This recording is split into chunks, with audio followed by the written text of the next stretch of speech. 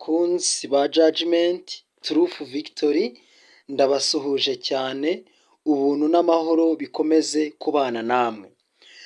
Nejejwe no kugira ngo twongere tuganire kuri ya nsanganyamatsiko ivuga ngo ukuri kwibiriho. Ukuri kwibiriho. Ese ibyo bivuze iki?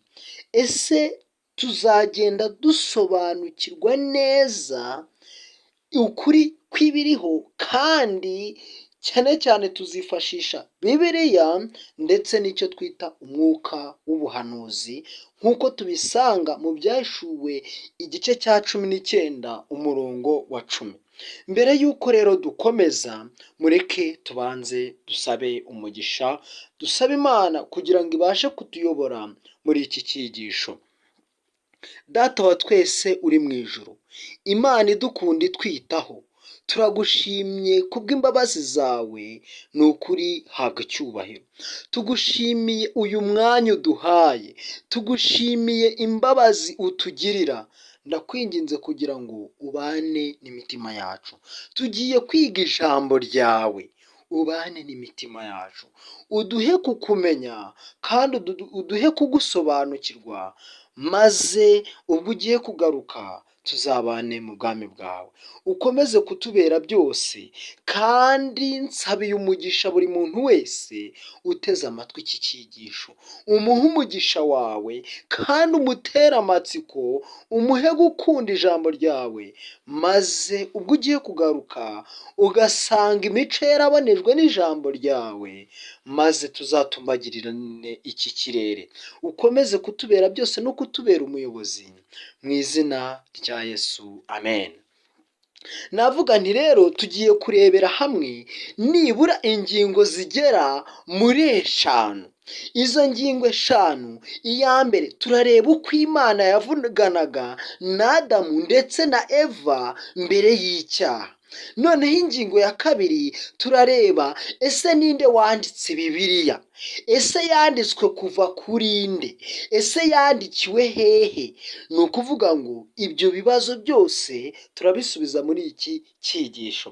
Noneho icya gatatu turavuga none se ni gute Bibiliya uyu munsi ikwiriye gufatwa? Ese abantu bayiga bakwiriye kuyifata gute? Ese ikindi turi bwibandeho, ese abantu banditse Bibiliya bayoborwaga nande? Ese bayoborwaga nande? Icyanyuma, intambara ikomeye, intambara iri hagati y'ikibi n'icyiza. Muri ubwo buryo rero hari amagambo ngiye gutangiriraho meza, amagambo afite afasha umuntu kandi akarushaho kumusobanukirwa uko Imana yavuganaga na Adamu ndetse na Eva. Ese bavuganaga gute? Icyaha kitarabaho, Adamu yashimishwaga no kugirana umubano usesuye n'umuremyi we. Icyaha kitarabaho, Adamu yanezezwaga no kugira umubano usesuye n'umuremyi we. Ariko guhera icyaha kubera icyaha, umuntu yitandukanyije n'Imana kubw'igicumuro. Ikiremwa muntu cyabuze ayo mahirwe atangaje.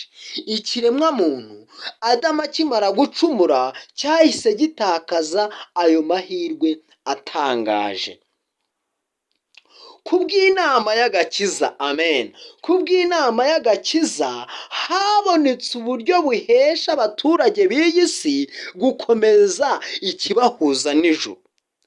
Kubw'inama y'agakiza, inama yo gucungura umuntu, ni ukuvuga ngo habonetse icyongera guhuza umuntu ndetse n'ijuru. Ese urabyizera? Rero barakomeje bavuga ngo Imana yagiye ivugana n'abantu mu buryo bw'umwuka wera. Umucyo w'ijuru umurikira isi binyuze mu Byahishuwe abagaragu bayo batoranijwe. Abantu b'Imana bavugaga ibyavaga ku Mana bashorewe n'umwuka wera. Abantu b'Imana bavugaga iby'Imana bashorewe nande? Na Mwuka Wera. Niyo mpamvu ibyanditswe byera bifite imbaraga. Icya kabiri, ninde wanditse Bibiliya? Mu gihe cy'ibinyejana 25 by'imyaka ya mbere, ibyabaye ku muntu nta nyandiko y'ibyahishuwe yari iriho. Ni ukuvuga ngo mu gihe cy'ibinyejana 25, ubwo navuga ngo ni imyaka 2500, 25,000, iyo myaka yabayeho nta nyandiko iriho y'ibyahishuwe. Rero barabukomeje bavuga ngo ababaga bigishijwe n'Imana bahererekanyaga ubwenge bwabo ku bandi, ababyeyi bakabyigisha abana babo mu bisekuruza byakurikiranye. Ni ukuvuga ngo ababyeyi iyo babaga bafite ubumenyi runaka babuherezaga abana babo, abana babo bakazabuhereza abandi, gutyo gutyo bigakomeza. Rero gutegura inyandiko y'amagambo byatangiye igihe cya Mose. Ni ukuvuga ngo igihe cya Mose nibwo inyandiko zatangiye. Ibyahishuwe n'Imana byandikwaga mu bitabo byera. Uwo murimo wakomeje utyo igihe kirekire cy'imyaka 1400 kuva kuri Mose, umwanditsi w'ibyaremwe n'amategeko, kugeza kuri Yohana, umwanditsi w'ukuri kuruta byose k'ubutumwa bwiza. Ni ukuvuga ngo muri make mu bihe bya kera, mbere y'ibinyejana 25, Imana yavuganaga n'imiryango igiye itandukanye. Noneho ubwo bumenyi bagize, iyo mibereho bagize, bakagenda bayihererekanya mu bisekuru. Rero gutegura inyandiko y'amagambo byatangiriye kuri Mose. Muzirikane ko twahere hejuru, aho Imana yavuganaga n'abantu ikoresheje Mwuka Wera wayo. Noneho Mose yanditse iby'irema, yandika iby'amategeko, ndetse na Yohana yandika ukuri k'ubutumwa bwiza, ndetse uyu munsi ni nabyo tugenderaho. Rero Bibiliya yerekana ko yakomotse ku Mana, nyamara yanditswe n'ibiganza by'abantu, kandi mu nyandiko zitandukanye z'ibitabo byayo bitari bimwe, yerekana imibereho y'abanditsi benshi. Iby'ukuri byahishuwe byose byahumetswe n'Imana, nk'uko tubisoma mu rwa 2 rwa Timoteyo igice cya 3 umurongo wa 16. Ariko byasobanuwe mu magambo y'abantu. Uhoraho yamurikiye ibitekerezo n'imitima by'abagaragu be mu buryo bw'Umwuka Wera. Yabahaye inzozi n'iyerekwa, ibimenyetso n'amashusho, nuko abo bahishuriwe uku kuri bagaragaza ibyo bitekerezo mu mvugo ya kimuntu. Ni ukuvuga ngo Imana yabiberetse mu nzozi, mu iyerekwa, mu bimenyetso n'amashusho, maze abo bantu babyandika mu bitekerezo byabo, ariko bayobowe na Mwuka Wera. Usibye ahantu hamwe Imana yanditse amategeko 10 yavuzwe n'Imana ubwayo, kandi yanditswe n'ikiganza cyayo bwite. Aho ngaho ni abantu batigeze bagira uruhare, ni ayisumba byose, ntabwo ari imvugo y'umuntu. Ariko Bibiliya n'ukuri kuyanditswemo mu mvugo y'abantu, yerekana ubufatanye bw'ubumana n'ubumuntu. Ubwo bumwe bwagaragaye mu mibereho ya Kristo, ari umwana w'Imana akaba n'umwana w'umuntu. Ni ukuvuga ngo uko Bibiliya yanditse biragenda bigasanishwa cyangwa nisanga n'ingoyi n'imibereho ya Yesu. Ese biri kumvikana? Rero Bibiliya ikwiriye gufatwa nk'igitabo cyera kandi kiyobora abantu bose. Ese sibyo? Nibyo rwose. Rero barakomeje baravuga ngo ibitabo bya Bibiliya byanditswe mu bihe bitandukanye n'abantu batandukanye, bakora imirimo itandukanye, bafite ubuhanga n'imyumvire by'umwuka itandukanye. Ibitabo byayo byerekana itandukaniro mu buhanga bw'inyandiko ndetse n'ibikubiyemo by'uburyo bwinshi butandukanye.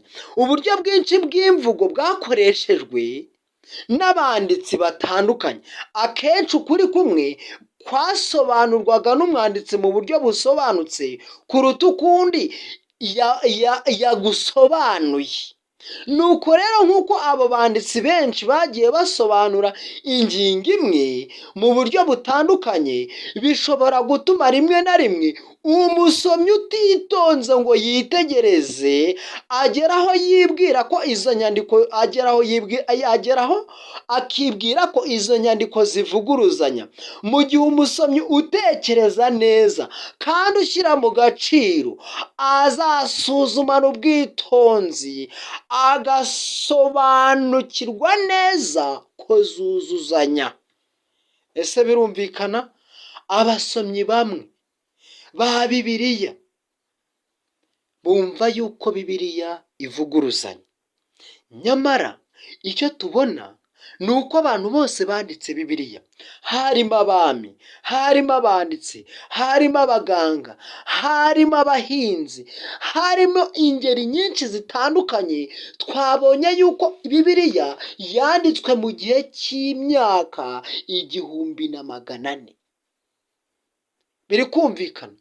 Ni ukuvuga ngo rero Bibiliya ikwiriye rwose gufatwa nk'igitabo cyera, kandi abantu bakwiriye kukigana ubwitonzi, kandi ntibamere nka bariya abantu basoma batasomanye ubwitonzi kugeza ubwo bavuga yuko ibyanditswe byera bivuguruzanya. Ese birumvikana? Rero Imana yakoresheje abantu kandi ubwayo mu buryo bw'umwuka wera ibashoboza gukora uwo murimo. Imana yatoranije abantu maze ibakoresha uwo murimo. None se Imana yakoresheje iki? Ese Imana izakoresha iki muri iki gihe giheruka? Rero reka turebe umwuka wera uburyo yavuganaga n'abantu. Nubwo mwuka wera yatangiwe kugira ngo ntabwo bavuze ngo umwuka ntiyatangiwe kugira ngo asimbure Bibiliya, kuko ibyanditswe bisobanura neza ko ijambo ry'Imana ari rwo rugero ry'inyigisho n'ubugingo bwacu. Intumwa Yohana yavuze ati, bakundwa, ntimwizere imyuka yose, ahubwo mugerageze ko yavuye ku Mana, kuko abahanuzi b'ibinyoma benshi badutse bakaza mu isi. Na Yesaya avuga ati, nimusange amategeko y'Imana n'ibihamya, nibatavuga ibihwanye n'iryo jambo, nta museke uzabatambikira. None mwene data, ese wowe urabibona ute? Nubwo mwuka wera yatanzwe, ntiyatanzwe kugira ngo asimbure Bibiliya. Njya numva abantu benshi bavuga ko buzuye mwuka wera. Mwuka wera ntago anyuranya n'ijambo ry'Imana, ahubwo mwuka wera yuzuza ijambo ry'Imana. Rero barakomeje bavuga ngo uwo murimo w'umwuka wera wagiye ugawa cyane n'abibeshya ko badakeneye kumurikirwa nawe, bibwira ko batagikeneye kuyoborwa n'ijambo ry'Imana. Hari abantu ngo bavuga ngo buzuye mwuka wera, ngo barahanura, ngo bagira bate, ariko ngo abo baribeshya, ngo bibwire ko badakeneye iki? Mwuka wera. Barakomeje bavuga ngo bayoborwa n'imbaraga yindi, bibwira ko ari ijwi ry'Imana riri mu mitima. Bene data, mbese waba wumva ko wuzuye mwuka wera ariko ukaba utakigenda n'ijambo ry'Imana? Ndagira ngo nkubwire yuko wibwira ko uyobowe na mwuka wera, nyamara ari irindi jwi ry'umubi. Ariko umwuka wera ubakoresha si umwuka w'Imana. Bene data, aya bayoborwa n'iyi myuka ntibite ku byanditswe byera, nta handi bibaganisha hatari mu buyobe, mu buriganya no kurimbuka. Nta handi hantu rwose. Niba Imana yarakoresheje ibyanditswe byera, abantu bakarushaho gusoma no gusobanukirwa, maze abandi bakibwira yuko ngo buzuye mwuka wera batagomba kuyoborwa n'ibyanditswe byera, ndagira ngo mbamenyeshe yuko muri mu buyobe kandi mu buriganya, kandi ubwo buriganya nta handi buzaberekeza usibye mu kurimbuka. Ibyo bigambiriye guteza imbere imigambi y'umubi, uko kuzura mwuka wera ubwo umurimo w'umwuka wera ufitanye ubwo umurimo w'umwuka wera ufitiye itorero rya Kristo akamaro gakomeye. Ni umwe mu migambi ya Satani ashingiye ku mafuti y'abakabya mu myizerere ngo asebye uwo murimo w'umwuka, maze bitume abantu batita kuri soko y'imbaraga zivugwa n'umukiza wacu ubwe. Ni ukuvuga ngo abantu bituma badasobanukirwa neza n'icyo mwuka wera abasha gukorera mu mitima y'abantu hakurikijwe ijambo ry'Imana. Umwuka wera yagombaga gukomeza umurimo we mu gihe cyose cyo kuvuga ubutumwa bwiza. Ndagira ngo mbabwire yuko Yesu yabwiye abigishwa mu byakozwe n'intumwa igice cya mbere umurongo wa 8, arababwira ngo icyakora imbaraga y'umwuka wera nibamanukira muzaba abagabo bo kumpamya muhereye i Yudeya mukagera i Yerusalemu ndetse no ku misozi no kugera ku mpera y'isi ni Samariya hose. Yesu yabwiye ngo umwuka wera nabamanukira. Ni ukuvuga ngo rero iyo mwuka wera ageze mu mitima yacu atwibutsa, akatubwira, akatwemeza iby'icyaha, maze akadutera kuvuga ibyanditswe byera. Rero mwene data, Yesu yasezeranye umufasha, kandi uwo mufasha yasezeraniye abigishwa be, natwe uyu munsi niwe adusezeraniye, ari we mwuka wera azatumwa mu izina rye, ndetse azatwigisha byose, atwibutse byose, anatubwire n'ibyenda kuba, maze tubeho dushikamye. Rero barakomeje bavuga ngo ibyanditswe byigisha neza kugeza ubu aya masezerano adahagarare n'ubutumwa yakomeje mu by'itorero ry'Imana. Ni ukuvuga ngo ubu butumwa bwiza bwakomeje kugenda bushorewe n'imbaraga y'umwuka wera, kandi uko tuzarushaho kugenda tubireba muri ibi byigisho, tuzarushaho kugenda rwose dusobanukirwa n'uburyo Imana yagiye ivugana n'abantu bayo kandi ikabatera umwete, ikabaha imbaraga. Intambara ikomeye, intambara iri hagati y'icyiza n'ikibi, ukuri kwibiriho. Intambara ikomeye iri hagati y'icyiza n'ikibi, ukuri kugize gute? Kwibiriho. Rero hari ikintu ngira ngo mbabwire. Umukiza yahishuriye umuhanuzi Yoweri ko mu minsi ibanziriza umunsi wo kugaruka kwe hazabaho gusuka kudasanzwe k'umwuka wera. Ubwo buhanuzi bwashojweho igihe cy'isukwa ry'umwuka wera ku munsi wa Pantekote. Buzasohozwa mu buryo bwuzuye mu isukwa ry'ubuntu bw'Imana butangaje, buzarangiza umurimo wo kubwiriza ubutumwa bwiza. Amen. Ndagira ngo mbabwire yuko kiriya gihe cya Pantekote yari imvura y'umuhindo, yari imvura ituma abantu bisubiraho, yari uburyo bw'umwuka wera bwo gusukwa kugira ngo intumwa zitangire umurimo, kandi kugeza n'uyu munsi uyu mwuka wera aracyari. Ndagira ngo mbabwire yuko rero hari indi mbaraga iri gusukwa, hari indi mbaraga y'umwuka wera iri gutangwa izatuma abantu bemera no gupfira ibyanditswe byera. Mu gihe rero utakiriye umwuka wera wa Pantekote, ntushobora no kwakira mwuka wera uzatuma ubuntu bw'Imana bukurira muri wowe. Ni ukuvuga ngo ubu buntu ni ubuhe? Ni ubutuma imico ya Yesu iba mu muntu, ni igituma wambara umwambaro wa gikristo, aho Pawulo yavuze ngo mu minsi y'imperuka hazabaho ibihe birushya, abantu bazabikunda, birarira, bakunda impiya, ngo bafite ishusho yo kwera ariko bahakana imbaraga zako.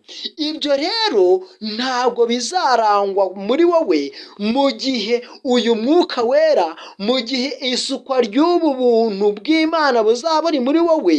Ndaguhamiriza ukuri yuko uzamamaza ubutumwa bw'ijwi rirenga dusanga mu gitabo cy'Ibyahishuwe igice cya 18.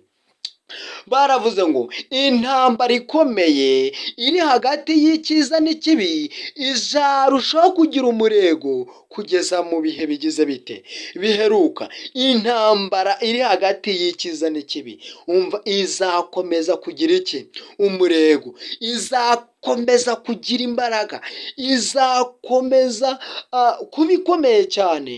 Abantu bazayirwana ni abantu bazaba bafite imvura y'umuhindo. Bene data, mwuka wera mu buryo bwuzuye ndagira ngo akube mu mitima yawe kandi abayobore abageze ku gihagararo cya Kristo. Mu bihe byose byabayeho Satani yakomeje kurwanya itorero rya Kristo afite umujinya mwinshi, ariko Imana ikomeza kurigirira ubuntu riryuzuza umwuka ngo abantu bayo bahorane imbaraga, bakomeze guhagarara badatsinzwe n'imbaraga z'umubi. Mu gihe intumwa zagombaga kujyana ubutumwa bwayo ngo zibushyire abari mu isi kandi bakomeze kwigishwa mu bihe byose, bahawe ubushobozi batari basanganywe no kumurikirwa n'umwuka.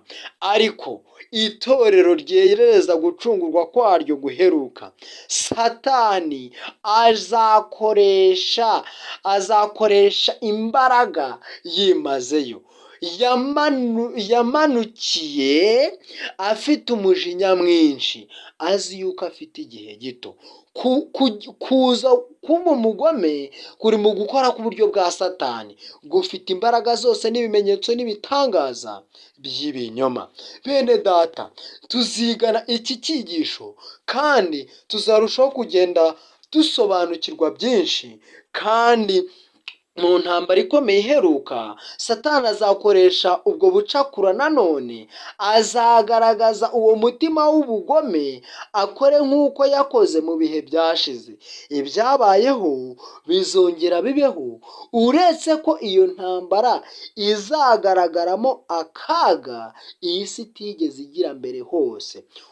Ubushukanyi bwa Satani buzarushaho kuba bubi cyane, imitego ye izaba myinshi kugira ngo abone uko ayobya n'intore niba bishoboka.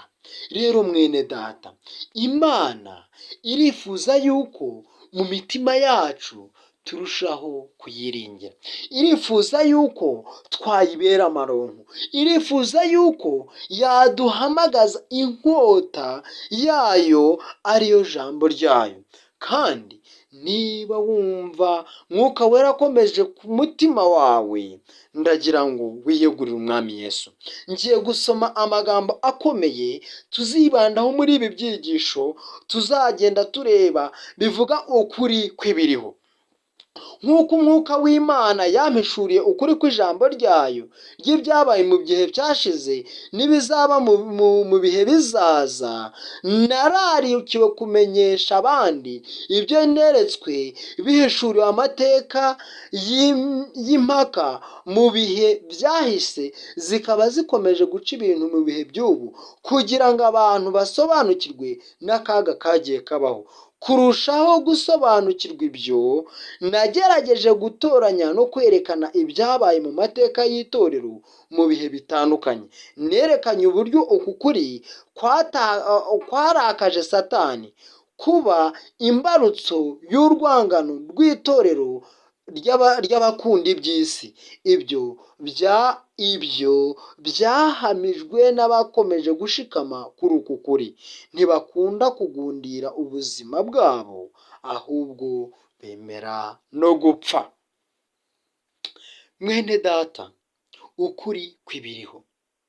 Hari abavuga ko buzuye mwuka wera bagahakana ijambo ry'Imana. Ahangaha nagusomeye yuko mwuka wera ataje kuvuguruza ibyanditswe byera, cyangwa ntiyaje gusimbura ibyanditswe. Rero ikindi tubonamo ni uko Elena White muri iki gitabo cy'intambara ikomeye tuzibandaho iri hagati y'icyiza n'ikibi, yavuze yuko ngo yerekanye amateka y'ibihe itorero ryagiye rinyuramo, ndetse ngo Imana imurarikira kubikusanya, ngo ibiriho ubu ndetse n'ibizaza ndetse n'ibiriho uyu munsi. Twasomye nanone umunyabugome ko ari gukora muri iki gihe, kandi ngo ibyahozeho nibyo bizongera kugira gute kubaho. Umubwiriza igice cya mbere umurongo wa 9. Rero mwene data, ndakuraritse kugira ngo tuzabane kandi tuzarushaho kumenya ndetse no gusobanukirwa. Uwiteka azatubere byose, Uwiteka azatubere umuyobozi. Nibyo nagusabira, nanjye nisabira mu izina rya Yesu, amen. Data mwiza, turagushimye, tugushimiye ko udukunda, imbabazi zawe zihoraho iteka ryose, izina ryawe rishimwe. Uyu mwanya twishyize mu biganza byawe, ubwo dufite intego yo kwiga ibi byanditswe, tuzigamo amateka atandukanye. Uzashoboza abana bawe bazatega amatwi ibi byigisho, kandi uzaduhe guca bugufi, uzaturinde gutera imigeri ku mihunda y'icumu, ahubwo uzaduhe kukwiringira, maze ubwo ugiye kugaruka tuzabane mu bwami bwawe. Udutere umwete wo gukiza imitima y'abandi, kandi utuyoboreshe ineza yawe, mu izina rya Yesu, amen.